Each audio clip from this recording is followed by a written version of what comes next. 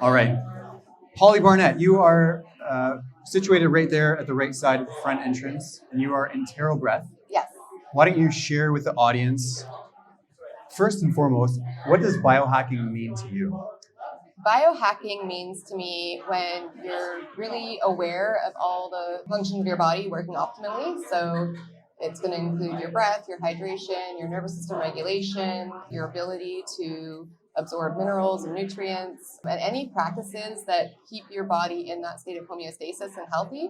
So you're going to want to be staying in your circadian rhythm. Modern lifestyle really pulls us away from nature, pulls us away from our natural rhythms. We spend time indoors. We're not in rhythm with the nature light. And so anything that we can do to kind of restore back to balance and optimize our health. What are some of your favorite biohacking practices?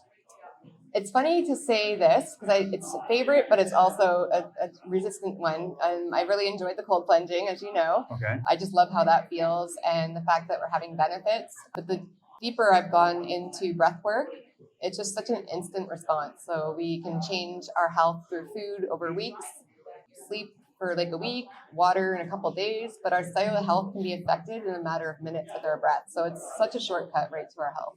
Shortcut to our health. I love that. Why don't you share with the audience your transformation story? Because you've got quite the health background. Yeah. I did have a health crisis a few years ago, and the Entero breath is a result of me going through that process. I've also got a background in applied neuroscience, and so when I was looking at breath work and interoception, I was actually practicing them separately, and then I started putting them together, and it really created this opportunity for self-regulation and optimizing oxygenation of the body. So it prepared me for a surgery, but it also meant that my healing process was surprisingly fast without much medication. And so when your body's in a really coherent state, so there's inner coherence and harmony, your ability to repair and regenerate is super elevated. And we can really affect that through the way that we are listening to our body. Interoception is the two-way communication and reestablishing the body communicating with the brain. And when we have that disconnection, we get disease. So this breath work was having the surgery and started putting this practice together. And yeah, so it's a combination of interoception, neuroscience, and breath work. Okay, so 2 more questions. If someone's stressed and feeling anxious, and let's face it, we have all had our moments. Absolutely. How can someone recognize those signs and symptoms, and how can they decrease those symptoms?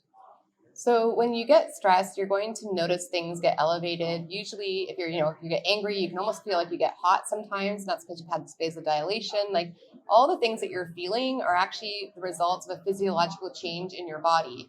So we want to start being aware when we notice things change. It could be a mood change. It could be a temperature change. It could be a shift in energy where you feel agitated. Those are all signs that your body is providing information.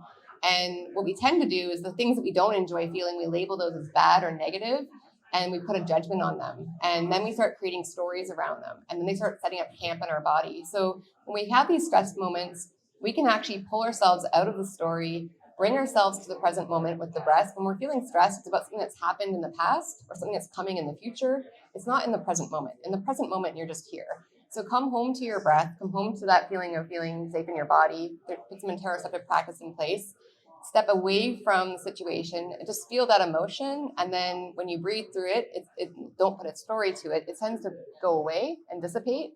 And then you can, they say put some space between it. When something angers you, you don't write that email in the hot moment. You sleep on it. You create that space. Transformation happens in the space between what you're feeling, which is information or emotional intelligence from your body.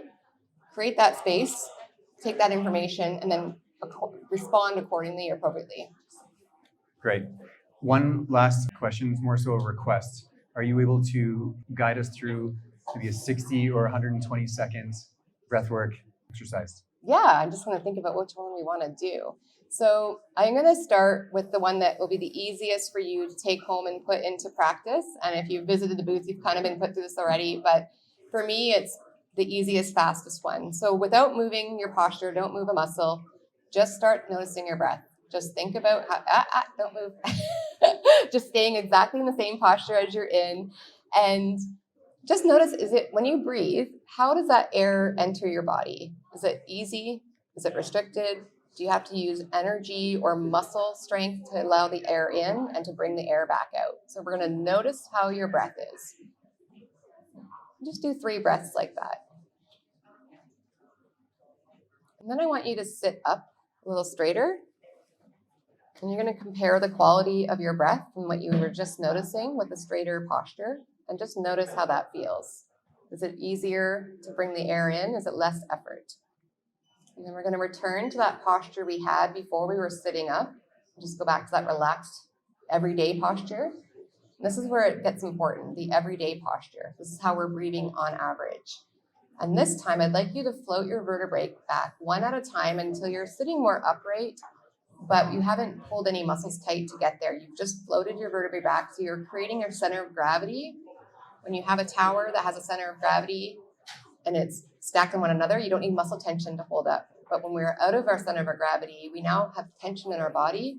It affects our circulation, it affects our oxygenation. So notice how you're feeling when your body is stacked up. And then what you want to do is breathe in 5.5 in, 5.5 out, and just put this in throughout your day. And I like to habit stack. So anytime I think I want to check my phone, I go, how's my posture? How's my breath? And then I check my phone. And then I'm retraining my breathing patterns all day, every day.